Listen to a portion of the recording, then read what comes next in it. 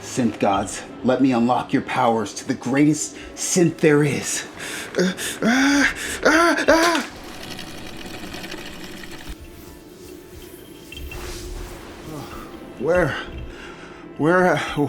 Where am I?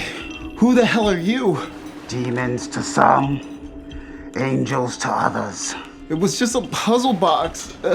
You opened it, we came. It's hard to review synths all the time. They cost a lot of money, man. Synths? You never review synths anymore. I'll review any synth you want in exchange for my life. All right, it's got solid build quality, but it's lightweight. It's got amazing connections, including USB and micro MIDI inputs. The front panel, the knobs, they're endless encoders, but it's still pretty sturdy. Wait, the keybed, it's not a keybed at all. It's a touch plate. No. No. No! No! No!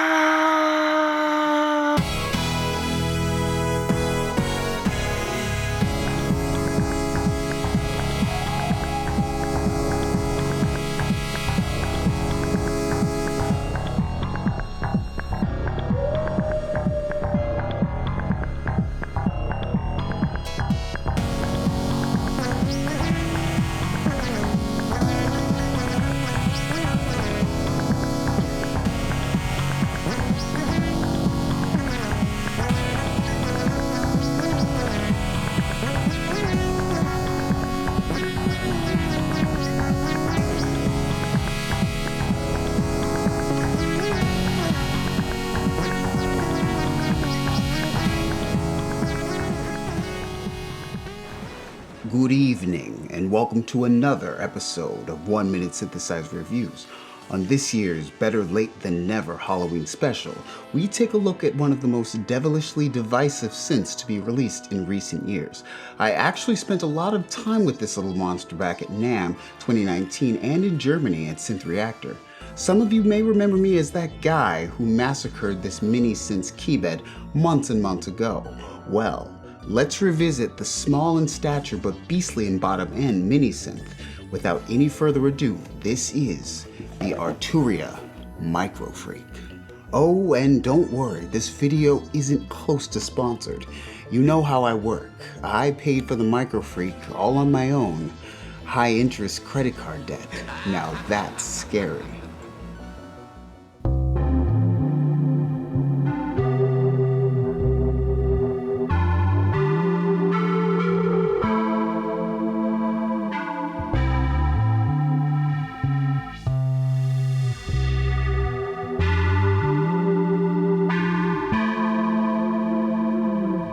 The Arturia Microfreak is a 4-voice, monophonic or paraphonic hybrid synthesizer, dubbed an algorithmic synthesizer. Hybrid, you say? Well, this little tornado can whip up 12 types of digital oscillators and a 12 dB per octave analog state variable resonant filter, offering low pass, high pass, and band pass. Freaky. A quick side note, 7 of the 12 oscillators within the Microfreak have been sourced from the Platts module by Mutable Instruments and integrated seamlessly here. You've got your typical, all but boring for me to talk about, LFO, ADSR envelope, and another fresh cycling envelope to bring your sounds to life. In the box, you get 2 micro 5-pin DIN MIDI cables, a DC power supply, and semi-IEC cable that I don't like, a thin but informative user manual, and of course, the synth itself. Coming in at just over £2, the build quality of the Microfreak is good. I will say the quality isn't something I tout as great as, say, the Microbrute, if I remember correctly, but it feels strong and I would feel 100% comfortable bringing it on tour or gigging without hesitation. Some knobs are endless and some traditional potentiometers. This is good, bad, and ugly, but more on that later. Around the rear of the Microfreak, you've got the DC power jack, on and off switch, USB jack, the micro MIDI inputs, clock inputs, and controls for CV/gate and pressure, which is awesome. Audio outputs are here as well as a headphone and a main quarter-inch output that I can appreciate. When you're making a MIDI synth, at the very least, put this size jack on the main outputs for your synths. Yeah, I'm talking to you, Chord Voca. The Microfreak has some sickeningly sweet factory presets that really show off the sheer power of the Freak. Let's check some out.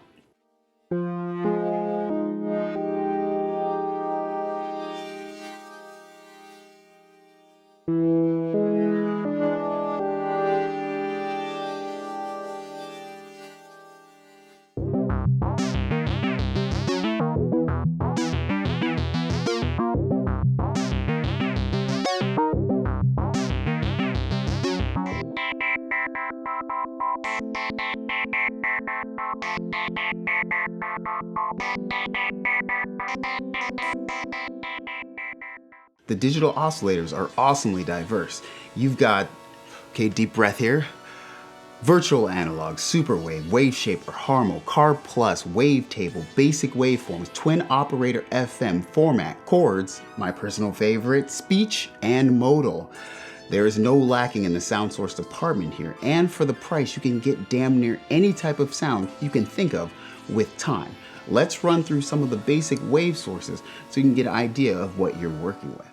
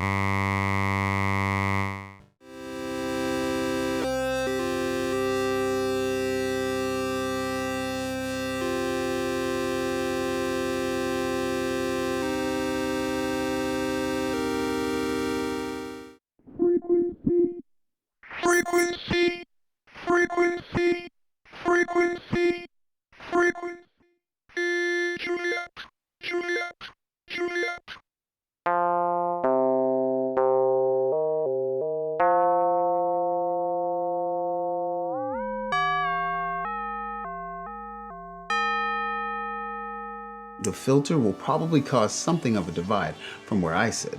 Like I said earlier, this is a 12 dB per octave analog state variable filter. It's not a component in the signal chain that I felt totally added or detrimentally subtracted from the sound character imposed by the oscillators, and I think this is a good thing.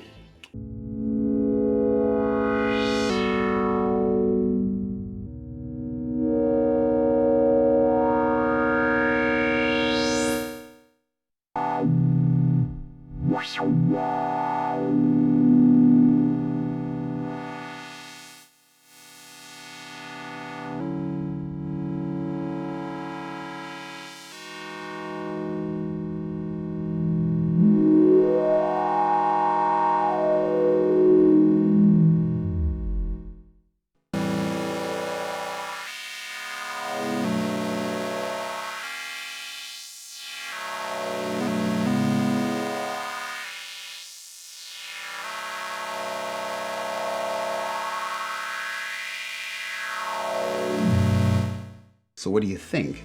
For me, the resonance isn't always immediately pleasing.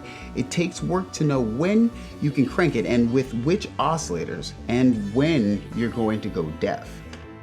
I think the mod matrix on the Microfreak is second to none. Simply turn the matrix knob to glide through the 5 sources and 7 destinations. Press the matrix knob to lock in your selection. Turn the matrix knob again to get your desired amount, and then press it again to lock it in. Now, you can do fun things like the LFO affecting your filter or whatever you desire. To me, the measure of a great sequencer on a compact synthesizer is the ability to make a basic sequence without ever having to reach for the user manual. And while it took me a second more here because of the case of cryptic button presses on the Microfreak, it does a good job of making it super simple and fun. First thing you want to do is realize that the shift engages the options in blue, so the sequencer is here on the ARP/seek button. Press shift and then press the ARP/seek button, and you can record your sequence on either sequence A or B with these two buttons. To record the sequence, just press random, and that starts the steps counting up. You can then see which step you're on the OLED. Then press the pattern button, and that's the play button. Unhighlight the shift button, and the rate/swing knob adjusts your tempo.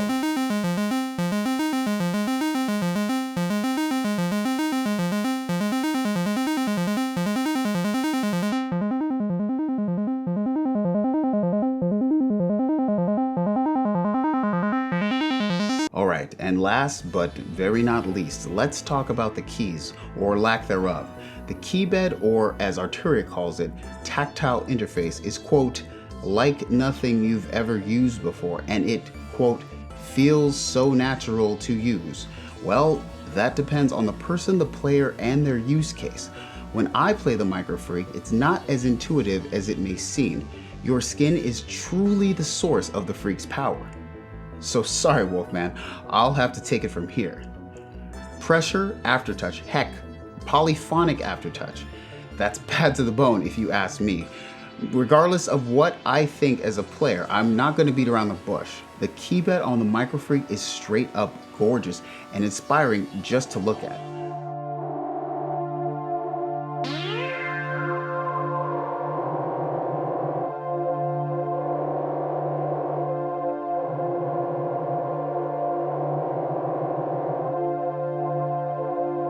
Bottom line, Arturia had the cojones and conjured up the conscious effort to courageously push compact synthesis forward at a convincing price point, to say the very least.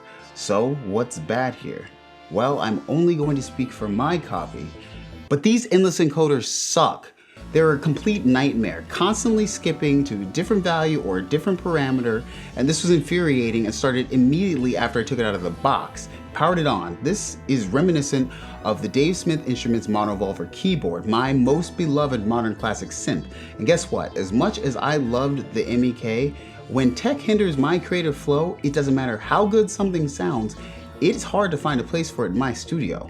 Also, why couldn't it use AA batteries? I mean, what's the technical limitation here? I'd really like to know. Sorry, but I think Loopop said that you can use maybe a portable power bank, but with some reservations. But seriously, batteries on the next one, sheesh. And with that being said, I give the Arturia Microfreak my final score of 7 glitchy endless encoders out of 10. I said this a long time ago. From my very first moments with the Microfreak, I was skeptical. This Keybed for me is uncharted territory, and if any of you know me, I'm a player. I do keyboards for real, and having this touch plate, even as capable as this one, wasn't what I personally wanted. So you're going to say, why don't you try something new? Open your mind, Noir. Well, I get it. What's good for some isn't good for everyone, and any rational person gets that fact. At the end of the day, though, the Microfreak is by far, in my opinion, the best, not just digital, not just analog, virtual, or otherwise. It is the best synthesizer for $300 released in the last 10 years at least. Its harsh tones may not be for everyone, but in this cold, cold world, the Microfreak truly warmed my heart. What's up, guys? So thank you again for sticking with me. Making these is hard, and funding these is obviously even harder. So you know how I work. I buy my own stuff, and I want to thank every single one of my patrons, past and present. You've kept me sharp throughout this time. So check out some more 1-minute synthesizer reviews here, and follow me on Instagram and Twitter. So thanks again for watching, guys, and I'll see you in the next one.